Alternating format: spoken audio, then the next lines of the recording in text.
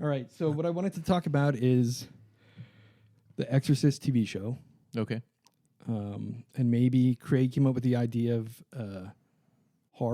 Christmas horror movies like Krampus. Yeah. He's got a new theory for the ending. Oh, really? I have two endings for that movie. I can't remember the ending so much. I mean, it's been a while since we saw that. Yeah, my family, we watch it every year. Is now do you? It's now a Christmas tradition. I don't think I've seen it since we all went to see it. Really? My kids like it so much we made it into a tradition. And then my nieces and my nephew and my sister were here last year, and we watched it. And they liked it. Yeah. I should try and watch it with my daughter. She's gotten into horrors now, so she. I mean, it's different. It kind of has a bit of a Christmas tone to it, right? Yeah. A little Christmas story. Killer gingerbread man and Jack in the Box. And So just to recall the end, right? The kid sees Krampus and all his little dwarves, yeah, elves, elves. Yeah, I'm assuming they're supposed to be like an elf, but like an evil elf. And he sees them there, and they're at this like fiery pit or whatever, and he takes the Krampus bell and throws it at him and says he wants his family back, and then he winds up getting tossed into the fiery pit. Yep. And he wakes up in his bed, and it's like Christmas morning, and everyone's having a good time, and then everybody's still alive. he opens up the box, and the Krampus bell is there with him, and then they just show like the snow globe. Yeah, Krampus is looking at the snow globe. Yeah. So what's your theory? So we all take the ending as that they were sort of punished or put in the snow globe as a punishment. Yeah. Right. I think that's what everybody assumes happens. Like they're trapped in like in this snow globe. Yeah. So is it like so it's not a good Day? ending? Yeah. So it's not a good ending. So well, I don't know. Aren't we all basically trapped in our own snow globes anyway? Yes, perhaps. So my other ending theory is that it's sort of like when Santa Claus, how he can hit everybody's house. Yeah. Christmas Eve. Mm-hmm. How he can. I'm thinking that it's Krampus's portal to everybody's house. Oh.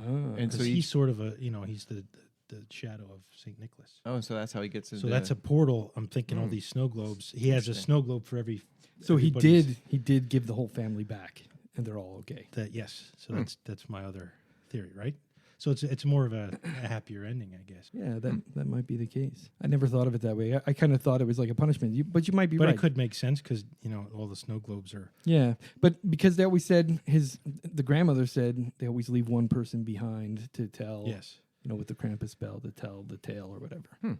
I'll have to watch that again. It's between drinking and getting old and watching a lot of movies. I'm not remembering the end of that well. I mean, as you guys are saying, it's coming back to me. But okay, so the next thing I want to talk about is I sent you guys the trailers to New Mutants. So this is Fox kind of doing a horror spin. I was impressed on the next group of X-Men. That looks really awesome. The concept. I mean, I don't really know the origin story of the New Mutants, but I like the concept and the doctor or nurse, whatever she's supposed to be, kind of explains it really well when she talks about like baby snakes being rattlesnakes being the most dangerous because they don't know how to control the venom, right? Yeah. And then I was like thinking, I'm like, yeah, I guess I mean most times what we see X-Men, they're already adults. Yeah. And we've gotten into like adolescence a little bit, with at the school. Yep. Right, but not like children. Yeah. And the group of characters that they picked to be the New Mutants in this particular version of the New Mutants fits well into a horror genre because you have the girl that plays Arya Stark. She's going to be Wolfsbane. Oh, okay. So she turns into like a werewolf. And then they did a quick glimpse, if you watch the trailer again, of Magic laying in her bed. She was like a little girl, and she had a small purple dragon. Because Magic has this giant wow, I missed purple that. dragon I in missed the that comic book. It was because they just show it like a glimpse. You see this little blonde girl laying down, and she's got like this purple dragon like under her arm, kind of looking out. And I paused it. I'm like, yeah, that's awesome. They got Magic, Wolfsbane, and the fire in that dryer. Washing machine or dryer, yeah. That's Sunspot. That was Sunspot. Is that the kid from Stranger Things? Yeah. It looks like it's gonna be pretty cool. Yeah, I thought it looked really good. I was like, and pitting it as like a horror kind of spin is kind of nice. Yeah, it did. It looked darker. Yeah, it was interesting. I read a little bit about their ideas for it, and I thought, wow, that's probably a really good idea. Yeah. So, and then the other trailer I sent you guys was Someplace Quiet. Yeah, I thought that was really cool, and John Krasinski. Like I really only know him from The Office. I think I know he recently did like a war movie that he like was supposed to be like all buffing and stuff. I don't remember what the name of it was, but like didn't see that. I forget what it was called. I was looking up like to see like what other movies he's been in because all I really know him from is The Office. Yeah, that's all I've ever and he's seen. actually married to that Emily Blunt, who's his wife in the movie. Oh, that's cool. They're a couple. I found that out today too, so that's kind of cool. Yeah, I mean, it looks like the whole thing is a silent film, Yeah. right? Or at least the parts that they've showed us. Yeah, and it's kind of cool because they even did like if you saw everywhere they walked, they had sand. Yeah, and the game pieces for Yeah. Monopoly were like little Knitted. like felt squares. Yeah. And the one scene that I was kind of making me wonder what the big bad is going to be is like when they showed it looks like claw marks down Yeah, the down so the I'm side like, of is the it like going to be stairs. like some sort of like like a giant like monster of some sort or It seems that way. yeah. And I guess they hunt them. I guess that's what I read in the Yeah, and it makes me wonder, like, are these monsters blind or something? They only go by sound? yeah. Because if you're out there just in the woods, doing your business, but you're trying to be as quiet as possible, maybe they just can't see you. Yeah. Almost like, remember Pitch Black? Yeah. Like that. Or Don't Breathe You. Yeah. Oh, yeah. That's interesting. Or was it also in Jurassic Park? They told the kids not to move. No, because remember she had the light and she was flashing it. Yeah. It was the Tyrannosaurus the Rex. T-Rex, right. His vision's based on movement. So don't move. That's it. Yeah, so it makes it be a harder movie to write, I guess. Yeah. If we're just sitting around. Yeah. Sort of had a feel like The Village too. M. Night Shyamalan. Yeah. I didn't really like that movie. I didn't see that one. I think the reason was I didn't see it was because my younger brother, him and I watched some of the same movies, and he didn't care for it, so I just never watched it. Yeah, M. Night, like after, what was that one? Unbreakable? Mm-hmm. Yeah. There were a lot of shitty movies after But that. did you see Split though? Yeah. I mean, fantastic. And they were just shooting that recently in Allentown. Yeah. And apparently, like Samuel L. Jackson and Bruce Willis and James McAvoy could be found at various locations. Yeah, actually, I have a friend that ran into Samuel L. Jackson. Here's a picture of him and Samuel Jackson, in Allentown. He was at Grumpy's Barbecue. Oh, gotta say that Split, like James McAvoy was awesome in that. Like I heard rumor that there's the possibility that he might get like an Oscar nod for that, but That would be cool. because of the movie. Like it's The genre. horror movies and comedies don't typically get Oscar nods. No, but his acting was fantastic. It Every was. time he played a different Yes. character, he was like And he different would voice. switch characters sometimes, like right there. Like I thought it was really good. That was the first M. Night Shyamalan movie I'd seen in a while. Yeah, it was probably a pretty good one because Lady in the Water was horrible. There was a couple that were just like they were just bad. They were just bad. Yeah, he only has a few good ones. Yeah, the first one that he did that was really good was that. Sixth Sense. Sixth Sense. Yeah, Yeah. yeah. And then I think Sixth Sense and then Unbreakable was the next one. So there was like two right off the bat. And then I think there was that one with, didn't he do one with Mark Wahlberg? Signs. That was horrible. Yeah. Yeah, I think that was the last one that I kind of like wanted to see. And then Paul Giamatti, that was Lady in the Water, right? Oh no, Mel Gibson was And Mel Gibson was in Signs. Signs, Yeah. and Mark Wahlberg was Oh, yeah, that's right. Yeah. What was the Mark Wahlberg one? No, that was Signs, right? Wasn't he like? no. Then what one was it? No, Mark Wahlberg was in the one where there's some type of, I think, disease going in there. We're sort of running. Yeah, that's right. And it was like it just moves through the air and was killing people. Yes. Yeah. What the hell was the name of that I one? don't. That one wasn't terrible. I don't Old think. age. Damn it! Now you're gonna make me Google it because I need to know. Yeah, I remember that. that one wasn't as bad as the Mel Gibson one. Yeah, that wasn't like the countryside of Bucks County too. It was- And then the Village was the one we were talking about earlier. Yeah. But Lady in the Water, that was the one with Paul Giamatti, right? Yes. I didn't see that one. I don't know. I just didn't.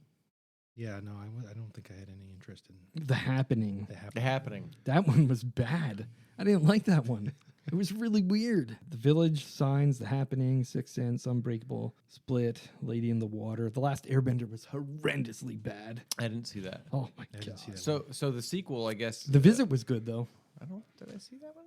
I don't think I saw that one. That's sort of a holiday Kinda. horror movie. It was pretty gross, but yeah. Oh, you have to see it. Yeah. The Visit. Yeah, you gotta watch The Visit. Okay. That is, I think that's like one of his typical surprise endings. Oh. Yes. And it was It was like the Sixth Sense, where at the end you're like, wow. yeah, because they kind of advertised it as one type of movie, and then you sit there and you're watching it, and all of a sudden it's not that Yeah. type of Oh, movie. It's all right. something else. And it's Yeah, it's pretty. It was pretty gross. Pretty intense and gross. Yeah. It was. I think it was one of his moments where he's like, fuck it, I'll just whatever. I'll do something gross this People time. are talking shit about my movies anyway. Yeah. It was good because it was good because it was surprising. It would use a little bit of misdirection to make you think one thing was happening when something completely different was happening. Yeah. So that was a big surprise. And then the gross, just pure gross out effects. Yep. Was there and they were really gross and was there any big name talent in that one? Yeah. I can't remember. You can make me look at it. No, here. I think the kids from The Visit were in a recent horror movie as well. The girl that's Split. Was she in Split? No. Yeah, Catherine Hahn. She's from Saturday Night Live, and she does a lot of the comedic kind of wife figures in some movies. But it has the grandmother is the nun on the new Exorcist TV show. Oh, I don't think I've gotten to the nun yet. Oh, you haven't? Okay. No, yeah, I'm only on episode 3, so I don't. So once you get to the nun, that woman was the grandma in The Visit. That was. It's funny because I almost forgot about that movie, The Visit. That was recent, wasn't it? And I thought it was like a year or two ago. Better. I remember. Okay, movies. I remember the previews for it now. It's about like two kids going to visit their grandparents. Right? Yeah. Okay. Yeah. All right. You got to watch it. Yeah. It's so good. All right. Yeah.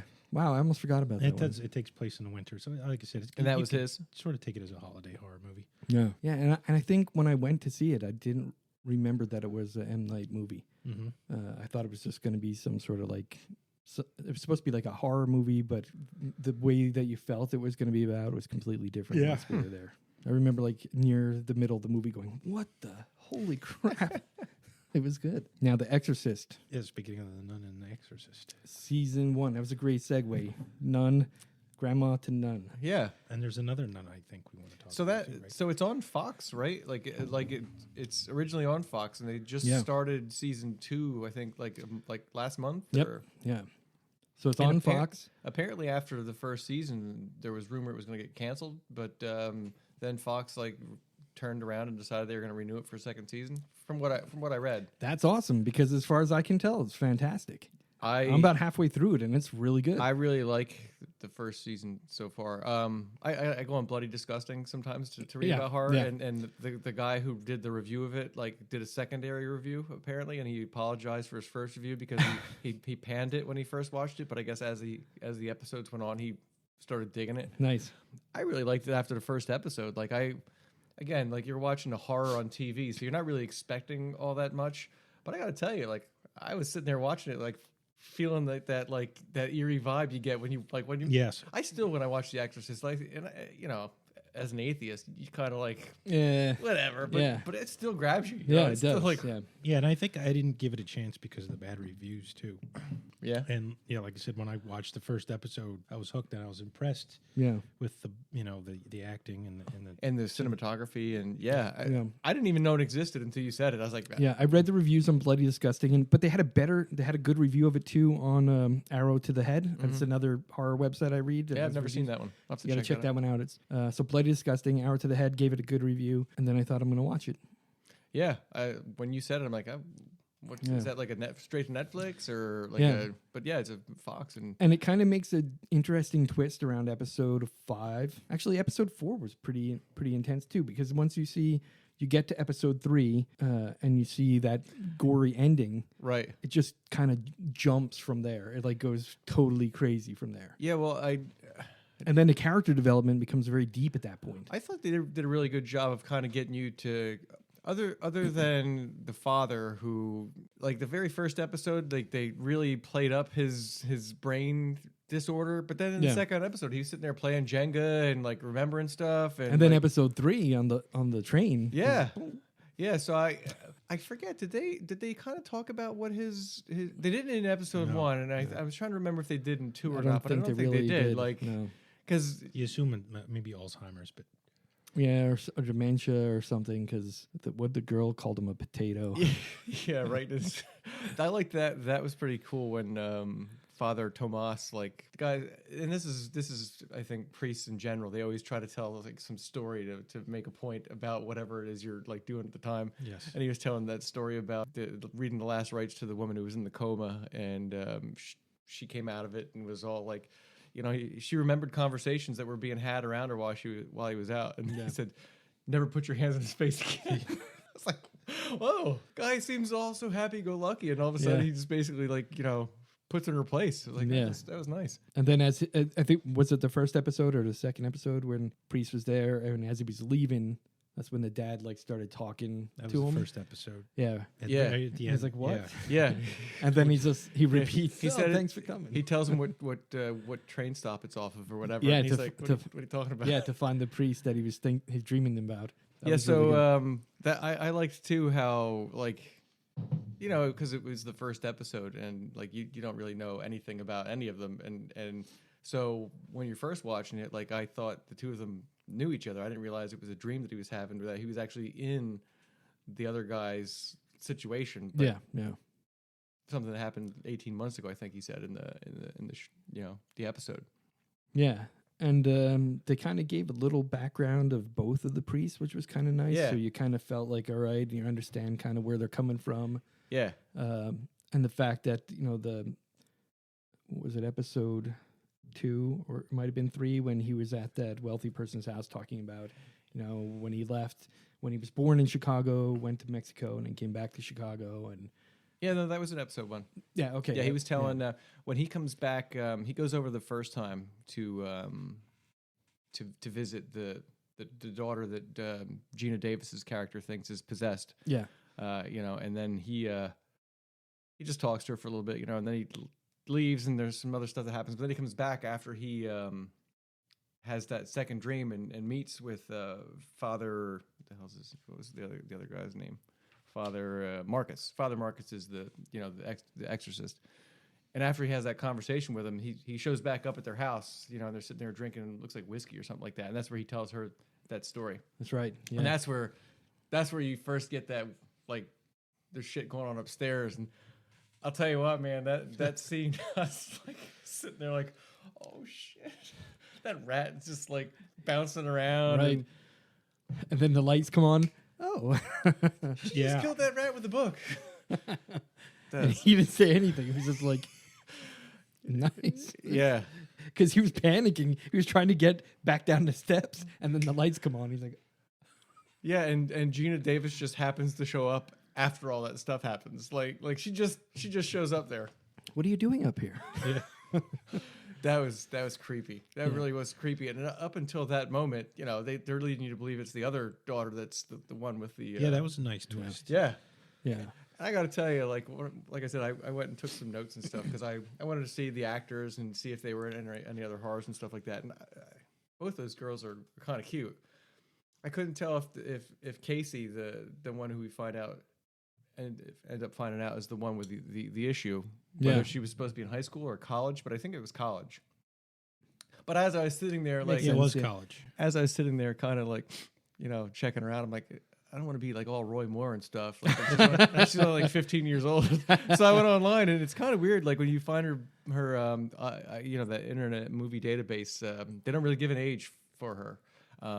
What I found out though was she was in True Blood. She played one of Andy Belflour's fairy daughters. Oh yeah, and she was supposed to be 18 in that, and that was like 4 years ago. So she's got to be mid-20s. They don't say anywhere online, but so I was like, all right, that's not bad. I'm sitting here looking at her like, that was a nice little dress she had on. Roy Moore. Yeah. Well, in Alabama, the age of consent is 14. At least now we think it is. As long as you ask their parents, right? So yeah. So she was in True Blood. So there's a horror. Yeah. Oh, very good. Yeah.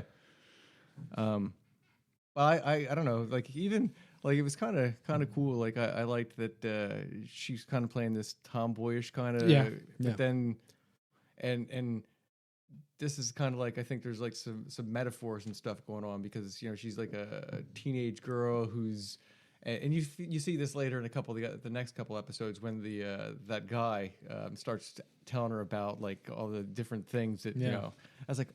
So this is kind of okay, not only is this her possession, but it's also, her hormones and, becoming like a, so it's kind of cool. Well, it's one of those things where I think you get the impression that whatever this demonic force is that's possessing her is taking advantage of those weaknesses. Yeah. And using that to get into her life.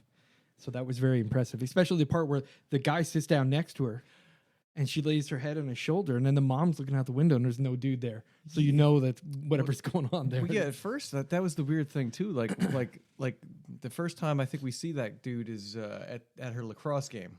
Right. And I'm sitting there like maybe he's like a teacher or like, because like she looks over and like waves at him and stuff. Old and dude in a suit. I was like, maybe he's like a teacher or like he's like a scout for like a, Yeah. Because at the time I still wasn't sure if she was in high school or college. I was like, maybe he's like a scout for like, some college. And then all of a sudden, like, I'm like, what the hell's going on with this guy? Yeah.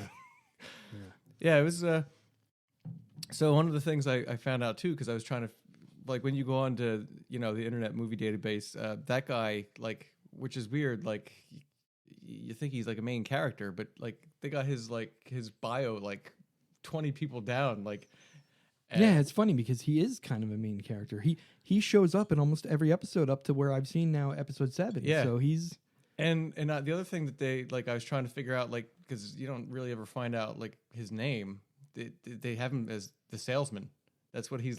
Yeah. Which is because I passed over him the first time as I'm looking down. I'm like, salesman. I didn't think anything of it. Then I went back through and I'm like, because they have those little like thumbnail pictures of them and stuff. I was like, that kind of looks like that dude. So I clicked on it and popped up, and that was him. It was him. I'm like, salesman. And then I thought about it. I was like, well, yeah, I guess kind of. He's kind of. He's selling salvation. Yeah, it gets really good. It gets really so good. So you just watched the first one thus far? Yeah, first episode. I watched the first one. It was weird when I went to watch it. I'm kind of watching the second season of Stranger Things too, but for some reason my my Netflix, when I went to log in, I got like an error message. I was like, so it said retry in like 10 seconds, and then it retried and said error. So it's like, all right, I can't watch Netflix. Oh, let me check out that Exorcist show. So I watched that and I was like, this is pretty good. Yeah, and I'm surprised for Fox. Yeah, and again, for a horror on TV, like you're not really expecting. And I wonder what time of the night that actually comes on. What's on tonight? Oh, really? Yeah, it's on Friday nights, and that was the thing too that they said that they put it on like a Friday night, like as a throwaway show, and I want to say it's maybe like a 9 o'clock or 10 o'clock show on Fox. I bet a lot of people were afraid to watch it because, especially if you're a horror fanatic, right? Right. People like us, we love The Exorcist. Right. It scared the crap out of me as a child. Yeah. And even to this I day, still get creeped out by it. Yeah. Yeah. So to me, when I heard they were doing a TV show, I'm like, oh, what are they doing? Yeah. Are they going to try and like retell the story, but in like a TV series, like they did with the Bates Motel crap? I hated that show. You just anticipate because you've been left with a bad taste in your mouth. Exactly. I mean, oh yeah, we've gone through this before. Yeah, I tried to watch an episode or two of Bates Motel. And It's horrible. Yeah, it's horrible. Yeah. So, plus the other thing too, I thought it's funny because when you think of Fox, obviously Fox's shows are not really geared towards Fox's base. Yeah. So we're not watching it, and they're probably not watching it because it's it's a show about demons. Exactly. So exactly. I'm gonna watch that and get possessed. I'm not watching it. No. You can't watch it either. Yeah. Yeah. So yeah. Is it getting good ratings? I don't know. Yeah, I read it. I went on to Rotten Tomatoes, and there was some really good reviews on Rotten Tomatoes for it.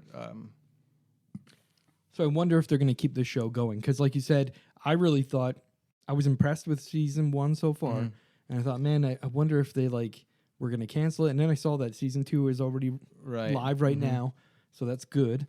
But is it going to go beyond that? And I wonder. Nowadays, it's almost like television almost doesn't matter as much anymore. Yeah. Because in the past, when it's like how many people are watching it, doesn't make as much sense as like how many people are downloading it. Right. How many people are watching it online. Because now they got real statistics. Hulu has The Exorcist. How many people are actually watching it? Yeah. And they can see how many episodes you watch at a time. Right. So they get statistics like binge watching. So they know, hey, a large percentage of people are watching more than one episode at a time, and it's a 45-minute show. Mm-hmm. That should be some impression on the makers of the show. Must be pretty good. Yeah, to keep it going. Yeah. I did see, and I tried to avoid spoilers because I was just trying to find information for the episodes I've seen, but they're out there all over the place. So the new season's not, it's the two priests, but it's an entirely different scenario. It's not the same family from the first season. All right. Spoiler. So that means this story probably ends at the end of the season. Yeah, well, there's certain things when you watch on TV, you're like, there's no way this could be there could be a second season for this because there's a logical end that's got to happen, especially when you get to episode 3 and we're already like full blown. Yeah. So again, it's not really a spoiler to You're say that. exercising the demons, right? That's right. How's your headphone volume? It looks like your might be a little loud. Is it loud? I think I'm. All right. Well, I talk loud, so I'm just looking at these. Just wanted to make sure you guys aren't blowing your ears out. no, I'm good here. no, yeah, I'm good. I'm a loud talker, Right. so So if you got probably like going to be like American Horror Story then, right? Each season's Yeah, where gonna there's like be a new different- story every Right. season. I Yeah. like That makes sense. I like Yeah. that. And it sort of you want to grab on to the next story and see what it's going to be. and it works for some things, and for some things it Yep. doesn't. Well, Scream Queens exactly. tried to do that, and, Right. and their second season was horrible. Not good at I all. loved the first season. I was amazed by it. Second season, I was like, I can't wait for this to be over. It's Yeah. horrible. And the nice thing is when you're watching. So I'm at episode 7. So as I'm watching along, I'm thinking it's good that they did a TV show instead of a movie Mm-hmm. because a movie you've got 2 hours, Yeah, and now I'm over to like hour 7, and it's you really can tell getting the good. story better. I mean, that's one of the things. It's kind of off topic, but not really. Like a lot of the Marvel series on Netflix, a lot of the complaints that some critics give it is that it drags on.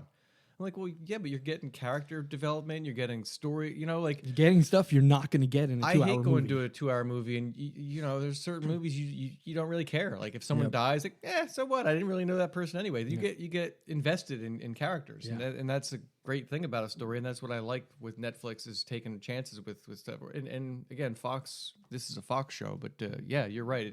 It's good that it was made into a series instead of just a movie. Yeah. And I think Fox sees the money in this idea because otherwise I'm sure they wouldn't have done season 2 of this. Yeah, right. The whole idea of getting a whole story in how many? I don't even know how many episodes season 1 is. I didn't see that. Yeah, I'm not sure. Not sure. Usually the wonder. first season is always shorter than they usually Yeah, somewhere like between 8 and 10 or yeah, 8 something and like 10. that, right? And then if it does well, then the second season will be like 13 or 14. And Yeah. Except for Stranger Things, like second season was only 8 episodes. oh, is it? Yeah. Oh shit! I'm almost done. Then. Yeah. I was I bummed. haven't started. No, Dude, haven't- I love you didn't that. watch the first season either. No, I watched the Oh. first season. Yeah. I love the first season, and the second season, It's actually it came out on Halloween or trick or treat night here in Uh-huh. town, and my daughter and I were handing out candy, and as soon as it was done, it was like, boom, we're on, and I watched the first 4 episodes in the first night Yeah, because it was amazing. I think my daughter watched it in like 2 days. Like I'm like And that's what I heard. I heard the second season is It's maybe really good. better It's than hard the to believe first. that you could do that much better Yeah. than the first Because season. but they did. I was in awe with the first season. it's really good. Yeah. Yeah. The problem is, and especially with shows with kids at a certain age, they go through that period where they become like awkward teenagers, and so it's kind of cool when they're children, and then all of a sudden, like 3 seasons later, they're like, A little older, doesn't quite seem right. yeah, The only thing I didn't like about Stranger Things that season 2 is the ending. And since you're not there yet, Yeah. once you are, tell me what you think about it because I felt like it was a little rushed. okay, I felt like Well, they were trying to wrap it up in 10 episodes, and the last episode or so was a Hmm. bit rushed. At least that was my impression. all right. I could be wrong. So back to The Exorcist. Because found the older sister kind of attractive too. So heart link for her. She was actually in the original season of Scream Queens. Yeah. She was. So I didn't know that about her. Yeah, I remembered her from that. Yeah, I think She she was was in only in something like else, she was too, only I in the thought. first like episode or two. I think she was one of the pledges that didn't last that long. Yeah. I thought she was in something else too, but She's been in a lot. Yeah. I was just trying to find like a horror connection if I could. If I couldn't, then I tried to find something that was, more popular. That yeah. So what they've done with the story with her now, I don't remember episode 3. Did they get into her background? Yeah, They showed the car accident because they and- have. They were going to ruin it for Craig if we. Oh, yeah. sorry. Yeah. Yes, they do. They do All right, get so into they get into her her background. So backstory. Yeah. That was really good But too. no, they did mention that she was in a car In a car accident, and right, that's why But- she sort of skipped her next semester. You get into a lot more of her injury, the severity of the accident. Yeah, they and- do and- a like at the beginning of the show, I think it was they did a full like kind of flashback, showing you the whole situation leading up to the accident and then what happened. But yeah, you can discuss. That's fine. I don't want to ruin it for you, man. No, we'll save that for next month. Okay. But yeah, By the time we do this next month, we should all be done with season 1. Yeah. Yeah, Exorcist and Stranger Things. I'm hoping. So it was nice to see Gina Davis too. Like Yeah, I she's couldn't tell you looking the- pretty old though. She is, but I mean, she's been around for a long time. Yeah, I mean, yeah. I was, and again, this is what I was doing earlier, trying to find, and she was in some of my favorite, The Fly. the Fly. But I was a huge fan of Transylvania 65000.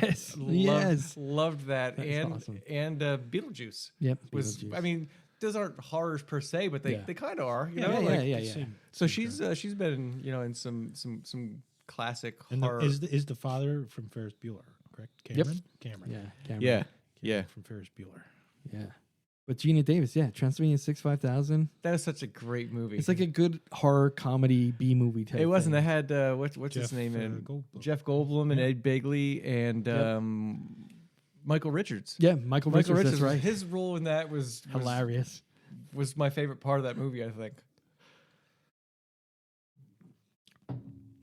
So so it was great to see her. Like I couldn't tell you the last time I've seen Gina Davis in something. Like I'm sure she's been in things like Lifetime movies or Not anything I watch. Right. So that was probably the first time seeing her. Actually, when I first saw the first episode, I'm like, well, I didn't even think she was acting anymore. I don't even see her in it. Right, that's exactly it. Yeah, it's like, oh, Gina Davis. Like, But the thing is, Hollywood has that thing where once they Yeah. reach a certain age, they're no longer a leading lady. They're no longer until they reach grandmother age. Then all of a sudden, they're back in movies as grandma.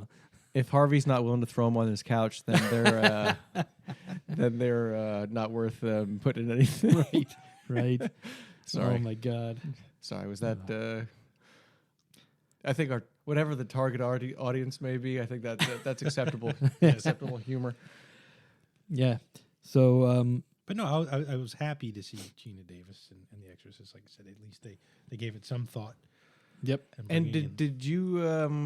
There's a twist about her. Did you get to that yet? I found this out by accident. Like I didn't want to find out. It was like a spoiler, so maybe you didn't find it out yet. So I don't want to. It was pretty interesting when I read it. And again, I it was read there it by Unless I accident. missed and it. It's kind of bummed out that I did. Well, I could give you a hint as to what it is. Yeah, give me a hint and I'll tell you if I remember. Her actual name in the show, Angela Rance, is an anagram for something. And so when you figure out the anagram of her name, Satan. no, it's she's somebody. Oh, okay. Okay. And that's her cool. name is an anagram. So I'll just say I that. And can't again, remember. as I was trying to find information, this was like in the second paragraph of what I was reading. I was like, ah, shit. I was like, oh, that's pretty freaking cool, but shit. Yeah. Yeah. So I'm trying to think because my mind, I should have just stopped at some point because I kept going forward. So my thoughts of the episodes kind of are bleeding into each other. Yeah. Because the story is so linear and actually works out really well.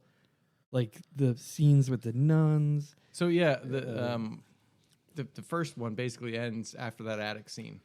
So that's pretty much it. Yeah. So The kind of an second introduction to all the main characters. You've seen it a little bit further than I have, and you haven't. But I'm assuming that the fact that the Pope is coming to town has a lot to do it's with. a very significant part of the story. They've kind of, especially I think more so in the second episode, that they make it pretty well known that that's one of the reasons. That Yep. And then episode 4, you really kind of get some details as to what's going on. And episode 5, Yeah. it just gets better. It just keeps Do getting they better. get deeper into characters each episode? Yep. Do they sort of pick a character in each episode? No, not really. They're following a linear storyline, so they're not trying to like fork off and learn the characters. They're just kind of following. At the moment, they're following the priest. What's his name? Father Marcus. Marcus, right? Yeah, so they're Exorcist, really the main following Exorcist. him because his story is very deeply tied to the rest. And you've seen the scenes where the demons were talking directly to him. Yeah. So that's another thing that you find out in the spoiler that I read too. There's a reason for that, and I don't know if you got to that part. Yeah. So they talk directly to him, and I don't know if it was episode 3 or 4, but did they show the meeting of all the dioceses talking about the Pope coming to town? Yeah, they did. So they're all sitting at the table, and then Father Tomas starts to talk, and the French-speaking cardinal or whatever he is, he wanted to hear a little more. Yeah. While his own head Pope guy or whatever the guy is, he's trying to shut him. Dangerous. He's trying to shut him down. Yeah, he's like, no, let him speak. Too dangerous for the Pope to go in that part of Chicago. Yeah. Yeah. So that's all the people at that table start to play bigger roles in like the whole story. And I think it's mentioned, I hate doing this to you, but it's mentioned when in episode 3 where they say, do you think the church was compromised? So when Father Marcus says that, that's kind of like, foreshadowing a bunch of shit. So at the end of episode 2, did you get to episode 2 or just episode 1? Just 1. All right. So all the murders, that was episode 2, right? Yeah. Okay. And when they started showing all those people like walking out of those houses, I was like, okay, this is some sort of, they're getting ready to do some sort of like ceremony of some sort, like a black mass or something. Yeah. Well, because I was watching it with my son, and he's like, "What are they doing? Are they harvesting organs for the black market?" I go, "They're harvesting organs, but I don't think it's for the black market." For the black mass. Yeah. Yeah. So that was again gory scenes in there. Yeah, really. And I'm thinking, wow, this is on Fox. Yeah, and Holy it was kind of crap. the only thing I kind of thought too, and I guess maybe it's because of where they were located in Chicago, obviously, but it's on Fox, and I see they're going to this predominantly black neighborhood, and they're killing all these black people and taking their. All right, it's on Fox. And again, they're in the south side of Chicago, so I get it, but still, there's that part of my brain like. You couldn't throw like one white person in there somewhere. Just one white old lady living on that block. Some holdout from yesteryear that did, Yeah, that is. I didn't even think of it that way when I first watched it. But yeah, all right, that makes sense. So Father Marcus, his character's pretty cool. I looked him up. The only thing that he was in that was remotely like horror based was the movie Doom that was out like last year or 2 years ago with The Rock, based off the video game. Yeah. And he was in House of Cards. He had a recurring role in House of Cards. Yeah. I knew I recognized him from somewhere when I saw him. House of Cards is where I remember him from. I said, I know that guy from something. That surprises me too, because he seemed like I thought, initially watching it that he was, a bigger. Yeah. Right. I mean, he seems like a great actor. Like his part is pretty good. I mean, I feel pretty connected to him already. And by episode 4, you find out more of his backstory, and you're like, oh crap. And Father Tomas, you know how in episode 2, when he finally started talking to the Exorcist priest, I can't remember. Father Marcus. Father Marcus. Yeah. Okay. Tomas and Marcus. Right. So Father Marcus, it's like the evil twins in G.I. Joe. So Father Marcus keeps saying to Father Tomas, you need to make sure that whatever it is, anything in your past, squash that shit. You got to just, make sure all of that is straightened out, because the demons are going to use all of that against you. Well, you start to they develop Father Tomas very deeply by episode 4 and 5. You're like, oh. So now you start to think the dream in the beginning. There's a reason why Father Tomas was connected to Father Marcus. Oh, okay. Haven't gotten to that and he yet. keeps saying, God called me to you. God called me to you. I don't know why, but God called me to you. You start to feel, I don't know for sure, but you start to feel by episode 4, that wasn't God calling you to him. Well, he tells him that in in the first episode, I think he when he first goes to meet him, he says something about his calling, and he's like, it's not God that's calling you. You know, he tells him that right off the bat. You know, and then he also says they're gonna love you. You know, like they're picking him out. Yeah, they set him up for this. It's like a domino. It's like they picked him out for a reason. They called him forth for a reason. Yeah, that makes sense. Yeah.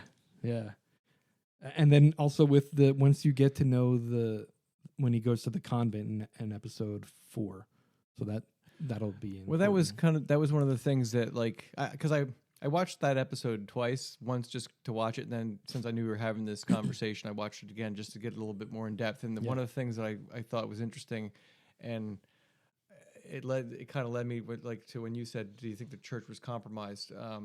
When Father Tomas first goes to that what's it like a home for wayward priests? When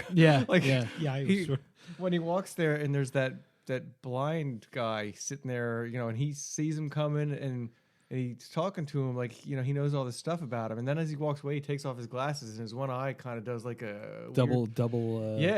And I was like, is that guy really a priest, or is he, you know?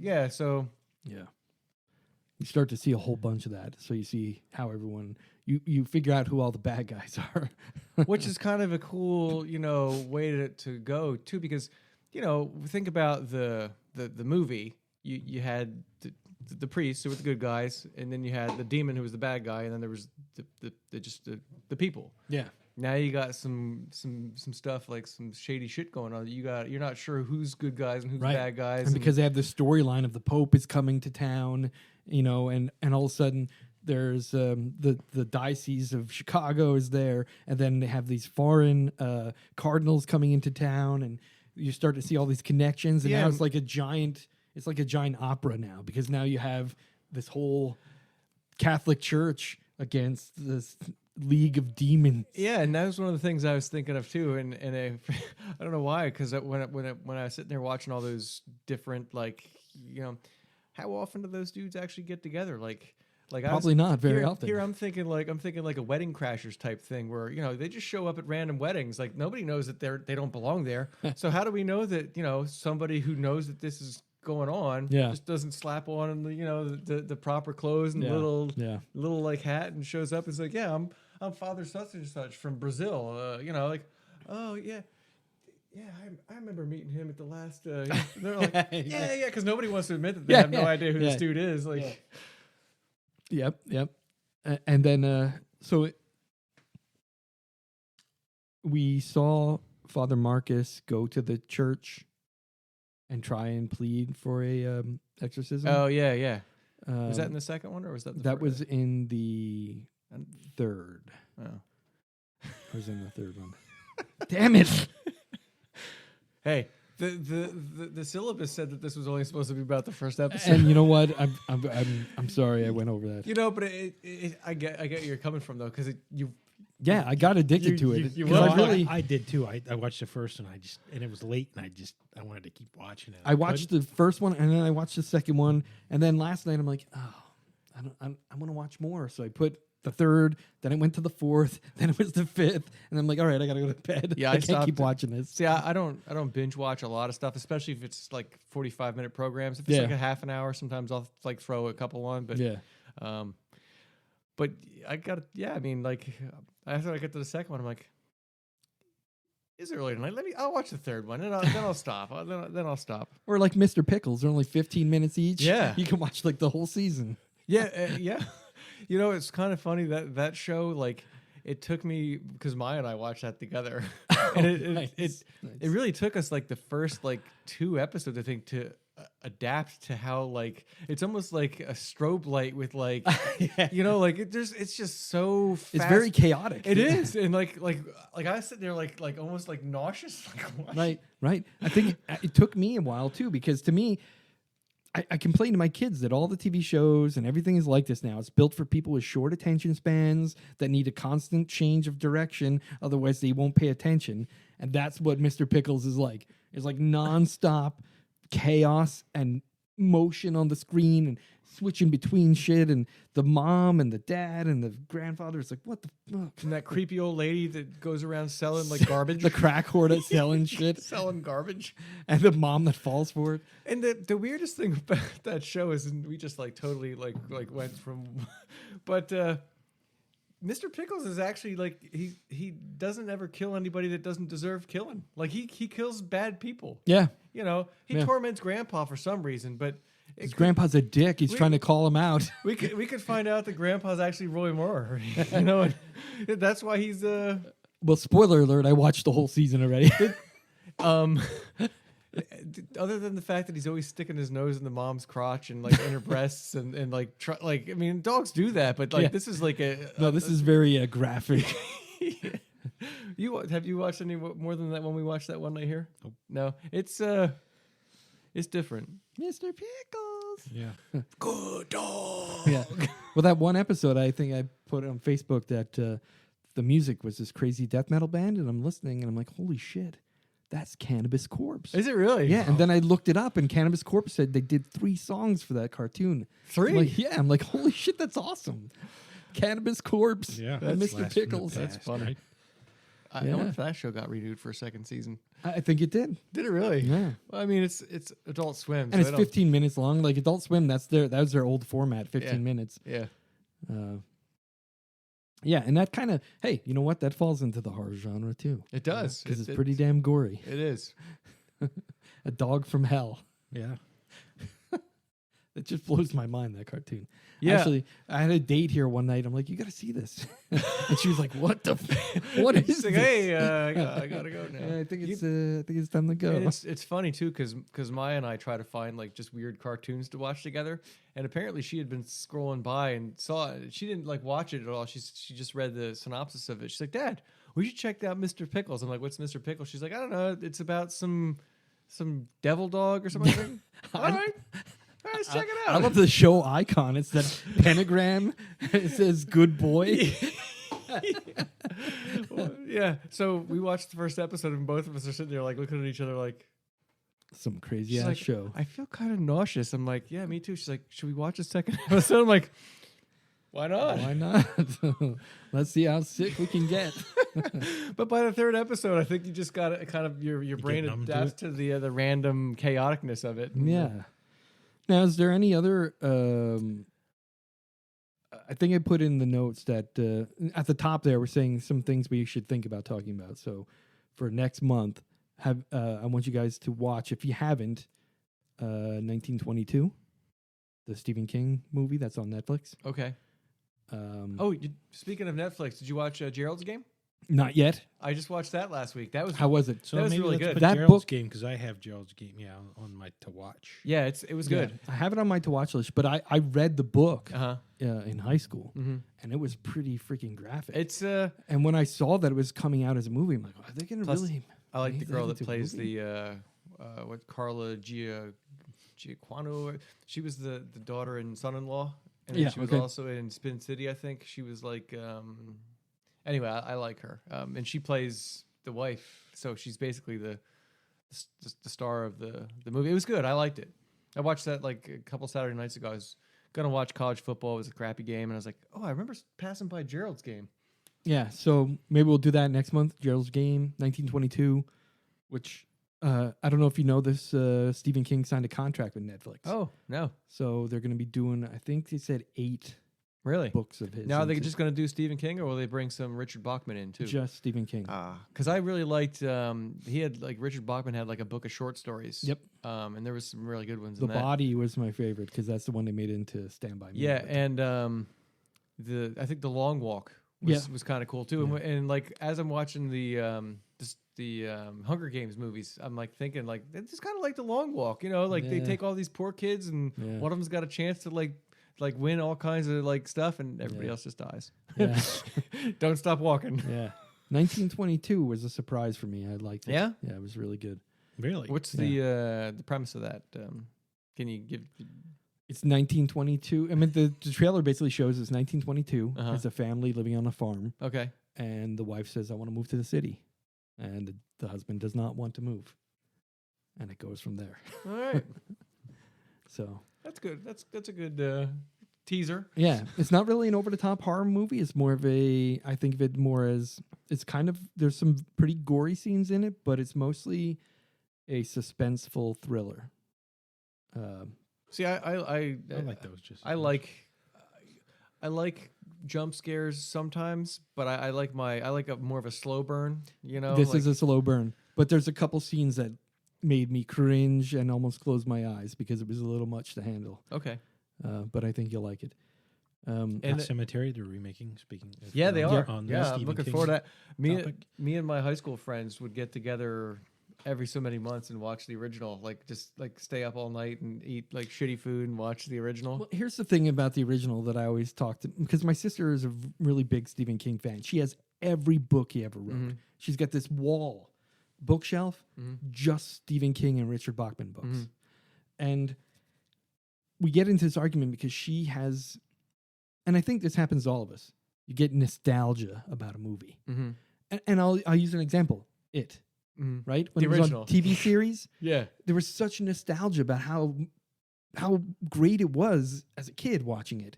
And maybe it's even linked to the friends I was watching it with that made it that much more of a nostalgic thing. And then when I'm talking to my kids about it and I say, this scared me so much as a kid. And then we watch it and it's like, oh my God, the acting is horrible. CGI is horrible. Yeah, it's just the worst movie ever. The only good actor was Tim Curry. Tim Curry. Yeah. All the rest of them felt like they were reading off of teleprompter. It was horrible. And then you compare it to the new one, which, actually that comes out, I think that comes out on Blu-ray like January 9th, I want to say. Gonna have to get it. And it's supposed to be like extended director's cut, so there's supposed to be like a lot of extra stuff that they left in the I wound up seeing it in the theater 3 times. Target, actually. I saw it twice. Once with you guys, once with my wife and daughter. Yeah. Then my wife and daughter went to see it again without me because my daughter wanted to see it again. I think there's a Target exclusive. It's like, is it really? It's like some kind of package. Yeah, it's interesting. Special. Yeah. I think it's this month. It comes out before. Oh, really? Some stuff. Oh, really? I have to check that out because I saw it first with you guys, then I took my kids to see it, and then a bunch of guys I work with were like, "Hey, we got to go." And while I was at work, we left work early and went to watch it. I was like, "Man, this is the 3rd time watching this movie." And you didn't feel like I can't believe I'm watching this the 3rd time. But in fact, I saw things that I didn't catch the first time around, which was kind of nice. Yeah, I that's why when I went to see it the 2nd time, because I was telling them how much I liked it. And I was like, you would probably like it. I mean, besides being a horror, it's actually a really good movie. It's a good movie. Well, and it reached it broke a whole bunch of records for a horror movie, especially. So that's pretty amazing. It surpassed. At first, it was behind Deadpool and a #1 rated R movie, and it beat Deadpool for a #1 rated R. It was one of the top rated horror movies. And that time frame where it was released, it just was clobbering everything. Yeah, anything they put up against it was just didn't. Because I think Mother came out around that same time, didn't it? Yeah, and I didn't even watch that yet. I haven't seen it either. And you know what? It was like an afterthought. Like, oh yeah, I think that just came out on I thought DVD. Mother looked pretty I think good. it's on HBO this month. Maybe Is it really? It might be. I saw it somewhere that it's available to watch now somewhere. That'd be but nice if it's on HBO. So yeah, right after we watched the movie after Maya saw it the 2nd time, she went out and bought the book, and she like burned through the book, and I had never read. Didn't the she book. go, "Hey, Dad, what was with the orgy in the book?" she said, "Dad, you never read it, right?" I'm like, "No, I haven't read it." I said, "I wanted to, I just never did." I said, "Uncle Steve read." She's like, "You know, there's like a scene in it, where they show them all like out, like swimming together and stuff." And I'm like, "Yeah." She's like, "They had an orgy. They ran a train on the girl."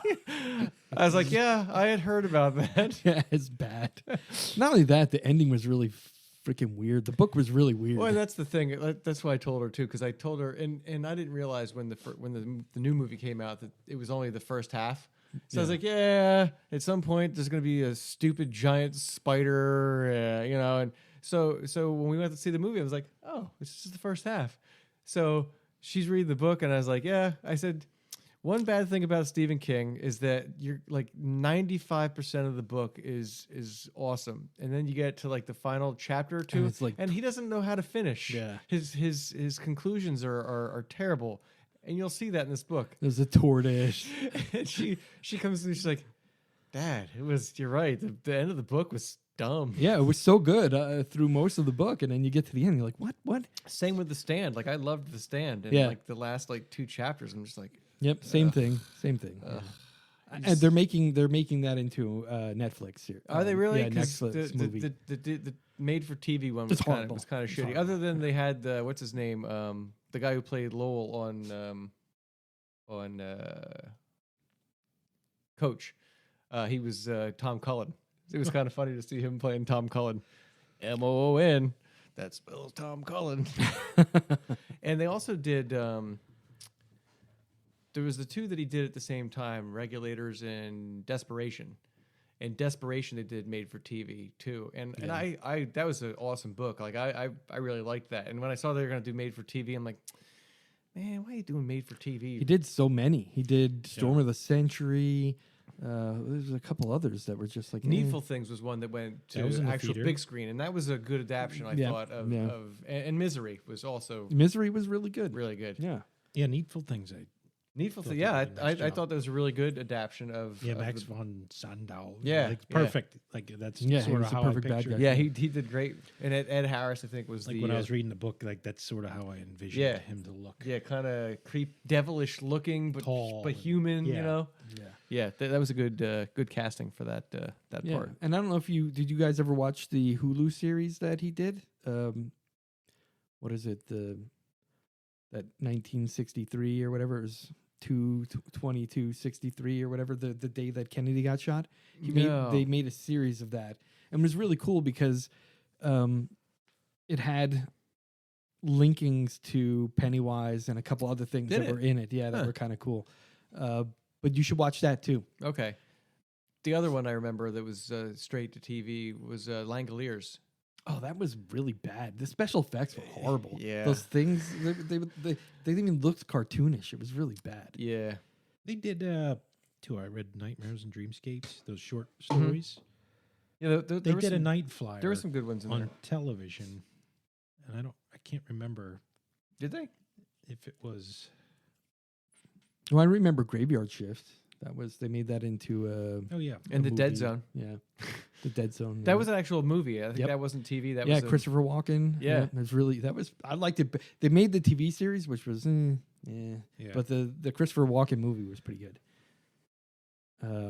But he's so we kind of got off topic. Yeah, you were saying that he was doing he signed a contract with Netflix for multiple Stephen King stories into movies, and they're going to redo. They're redoing Pet Cemetery. They're redoing. That's a movie. Are they going to be part? Yeah, that's going to be different parts, or is it going to be one? What do you mean for Pet Cemetery? Is it going to be? I think that's just going to be one movie. That's the thing I was talking about, right? Pet Cemetery. Pet Cemetery. We got into this argument with my sister all the time that it was a shitty movie. Yeah, when you go back and look at it now, like, I don't think it was. I think it was shit. I have nostalgia for it, but when I try to watch it again, like they just they really. There's a lot of stuff cut. Like they just kind of throw in. They fuck up the story. They throw in the wife's sister like as a side note. Like like where's this creepy old broad coming from all of a sudden? Like you don't really have any idea where. But not only that, the little boy. What the hell is his name? Gage. So in the book, Gage was terrifying. Wasn't so much. I mean, as a kid, I thought he was, but when you watch it now, it's like he's not scary. Yeah, he looks like a little kid, really. Like they didn't make him like zombie looking. Like no, they paled his face up a little bit, maybe, and So I'm thinking that they could really do a great justice to that story if they remake it. Yes. I'd like them to remake Children of the Corn, even though the original. I think they tried to, didn't they? Did they really? Didn't they make a new Children of the Corn? Was it a new one, or was it just no? Like there was a sequel once, but I think 2, 3, 4. I think they actually remade. I think they the did a combo of like Children of the Corn and Leprechaun together. Yeah. Children of the Corn. I'm pretty sure that they did try to remake that. I mean, you're never going to find someone to replace Malachi. I mean, that kid was awesome. is forever like just that creepy Malachi kid. Exactly. He was in something then too, like a non-horror, like and I was like, dude, that's Malachi. I think I read something somewhere. It was like a spoof where they were just going to take that kid and just make horror movies with him as himself. Yeah. Here's what it is. It was 2009. They made a made-for-TV movie. Okay. Children of the Corn. So There's no way it could even be half as good as the movie was. And again, that is one where I think there's some nostalgia tied into it. If we watch it again now, we're gonna be like, eh. But Malachi still is creepy. I mean, I'd still be creeped out by that ginger kind of. He had like that Rocky Dennis look going to him. Yes. Yeah. So I think that is. So you think they'll be able to to do better with Pet Cemetery? Huh? Yeah, I think so. Because like I said, my kids was something I talked to them about, and like, oh, you got to watch this movie. It was so good. And my daughter was a little freaked out by the whole when Gabe came back to life. She was like really freaked over it. But then it turned out she was like, it wasn't that scary. I was freaked out at first because they're like, oh shit, the kid's coming back. And to the life. sister, I thought it was sort of burned into my brain. Like, Yeah, she was kind of. She's creepy. She's creepy, but yeah. When I watched it back then, that was super creepy. Really now I'm scary like, well, what back the then. hell's her point? And like, Exactly. Yeah. Like How does that tie the wife into is scared of her, but the other one I forgot too was Maximum Overdrive. That had I just watched that with Emilio my son. Estevez, right? Yeah. Wasn't he in that? Yep. It was. I just watched it with my son the other day, and his only comment was, "Why is everything coming back to life?" Like it's just whatever. Yeah. I'm like, yeah, whatever. Oh, that reminded me too. Was Creep Show his? Yep. Because he was the guy in the Meteor one. Yeah. Yep. That was Stephen King, right? Yeah, that was top notch. That was. My kids and I watch that every once in a while, and love it's still Creepshow. it holds up today. It does. Like It it does. does. The only back thing is then. the quality. You can't find a really crisp. But you know why it was version so good? Let me tell you why it was so good. Tom Savini. He did all the special makeup, effects. yep. And he, at the end, he was the garbage man that picked Yep. up the comic book. That was Tom Savini. Was he really? He did, he did all the special effects. And that's why it was so good. Because he's a great practical special effects And guy. the acting. Yeah. Well, and the acting was good too. But, I always Look at all the stars in there. You had Leslie Nielsen. Yeah. Ted Danson. Adrian Barbeau, right? Yep. Yeah. And who was her husband? He was popular. Yeah. And who was the old guy in the cockroach? I one? was trying to remember who that was. Yeah, because he's pretty he was pretty well known. Yeah. Shit. Drawing a blank there. Yeah. Yeah, That was Ted Danson, and who was his wife? His wife was I can't remember. damn old age. Yeah, so Stephen King's really had a lot of his stuff turned into either TV or movies. Yep. A lot of it usually doesn't turn out so good, but there's been some good ones in there. Well, the TV contract, I don't know if you guys knew this. I only know it because I loved, the new It so much. I was watching all these interviews with Stephen King, and he said when he told his publisher he was writing It, he didn't even really start the story. ABC bought the rights Really? before the story was even done. They weren't even sure what it was about. They just bought the rights. Huh.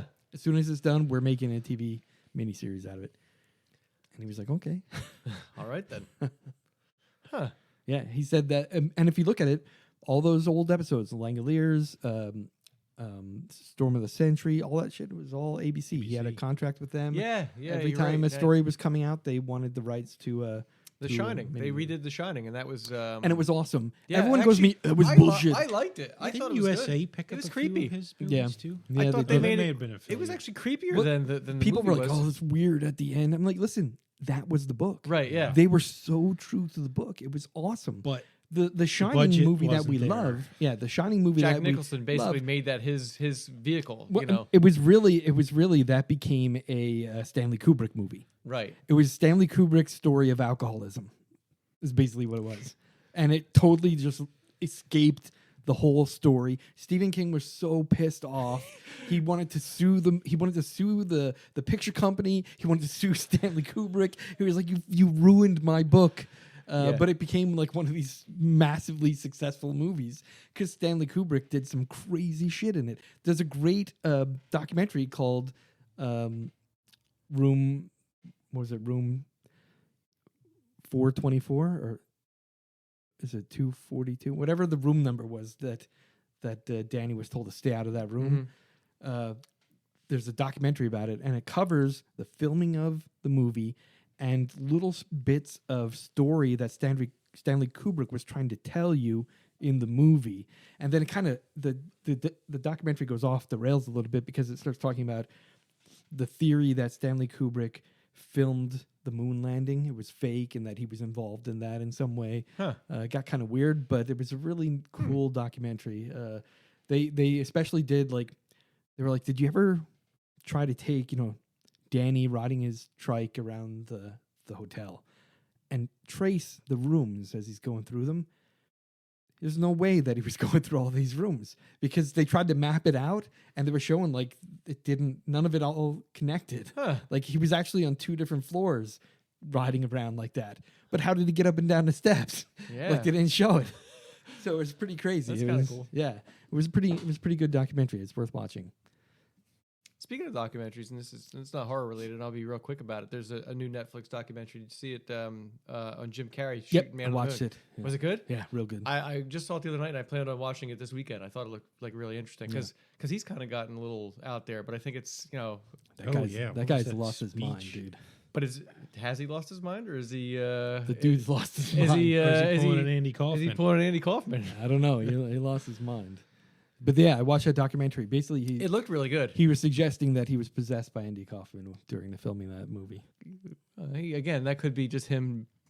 They have interviews with a lot of people that were convinced. Even Andy Kaufman's parents were convinced that he was possessed by Andy Kaufman. That's weird. Because they said that he said things to them that there's no way that Jim I'll have Carrey to watch that knew now. that stuff. Yeah, that last interview I saw with Jim Carrey was Yeah. uncomfortable. And it just showed that It he. was the Style Awards, right? Like he was like yeah, all it was like. very uncomfortable watching. Well, I watched a little documentary about him and his painting. Mhm. He's taken up painting, and he locked himself into his apartment in New York City and just painted. Apparently, he got his heart broken a couple times, and now he's just broken. He's a broken Jenny McCarthy man. will do that to you. Yeah. Well, it was not just Jenny McCarthy. There were 2 Who's other that women. redhead? Yeah, the redhead that he met up with, Lauren, Dumb and Yeah, Dumber. Lauren Yeah. Hardy. Oh, She was the first one to wreck him, She's cute. and then he thought he would bounce back with Jenny McCarthy, and she wrecked him.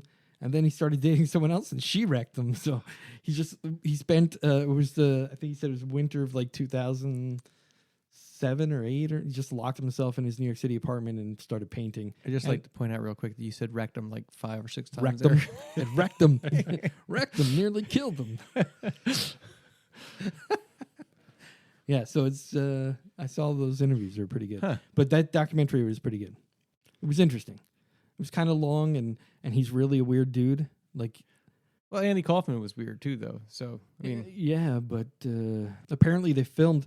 It was his idea to film the filming of the movie, and he claims that the picture company sued him to not release any of that stuff because they thought that it would portray Jim Carrey as a crazy asshole, so they didn't want it out because they thought it would ruin that movie.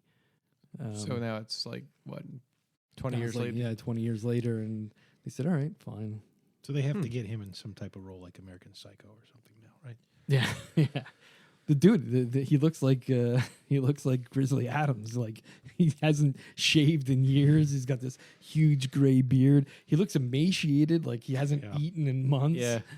And he doesn't laugh anymore. He's just like he's wrecked. The dude is wrecked. Like he took a bad trip. Yeah, and he's not coming off of that. You know. He ate the brown acid. Yeah, and it wrecked his brain. I wouldn't doubt it. The dude was really messed up. The other thing I want to talk about is The Nun. I haven't seen the trailer for it yet, and I searched. There's no trailers. No, I haven't. But I seen it listed as an upcoming horror movie. Yep. And it looks like it might be pretty scary. Just the picture of that nun makes me freak out. Yeah, I don't. I'll have to see if I can. Well, just look at the picture, I guess. Now, what movie was that nun in? Do you That remember? was The Conjuring. The Conjuring, 2. that's right. The Conjuring 2. So it's another Conjuring spinoff. Yeah. Yep. When Lorraine I didn't see this. Actually, Warren, Yeah, in her house, I remember. the painting. The 'cause painting. Maybe her husband, he used to do art, right? Yeah. So I think he had this painting in his office or something.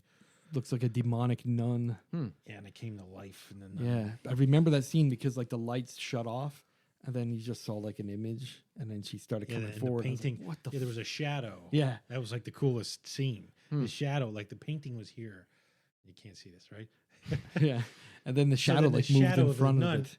and it goes right behind the paint, and it turns, and like the face lines up with the shadow and the body. It comes right at you. It was super creepy, and then again, you're like, you could tell it was sort of going to be a spinoff. Yeah, it's a James Wan picture, and he does really good horror, so I think it'll be worth watching. And the sequel to The Strangers comes out like next month, I think, or February. Really? Yeah. And it's I love The Strangers. I don't know how they're gonna take it any further, but I mean that's one of them I'm suspect of. Yeah. Is it a different story or is it? It's a different story. Same. Okay. Well, it almost has to be, right? Yeah. Same creepy people. Just different. Did people died at the end of that? I forget where this takes place. There's a trailer for it. Actually, the trailer's looks like it's got potential. All right, I haven't seen that trailer. I need to check it out. It's like the Purge movies. Like the first one was really good, and they spun them off. I was like, I don't know how these are going to be, but they did a good job. Like they're doing really well. They kind of went from being horror to more like survival action kind of. Like. But I thought it worked, and actually I think they're coming out with another one, but I think it's a prequel, if I remember correctly. I see. I can't even think about The Purge without thinking about Rick and Morty, who's purging now. Look who's purging now, because that scene where they're dancing in blood, that's just like you can't get any better than that. Whenever someone says, "Oh, The Purge," I'm like, I can't get that thought out of my head. They were singing, was it? They were playing Tony. It feels good. Yeah. Dancing in blood. That's how that episode ended, right? Yeah. I was like, yeah, all right. Now, anytime someone says The Purge, that's all I can think of. All right, well, we recorded an hour. Did we? Yeah. Look at that. Blew right through it. Impressive. We had quite a few sidetracks, but I just have to edit it down. For the most part, they stayed. Do we have enough to edit, you think? Yeah, absolutely. We stayed outside of horror, I'm saying. I don't want to include that stuff. Maybe you will, maybe you won't. Yeah, we probably. Stayed topical for the most part, I think. Yeah. We kind of went off on a tangent a couple times, like when I was trying to talk about Pet Sematary, and somehow we wind up way far away from that. Yeah. I'll take partial responsibility for that. That's just kind of how my brain functions as certain topics are being discussed. Like all these little thought bubbles are popping up. 6 degrees of separation. Boop. Yeah. Like, oh, that reminds me.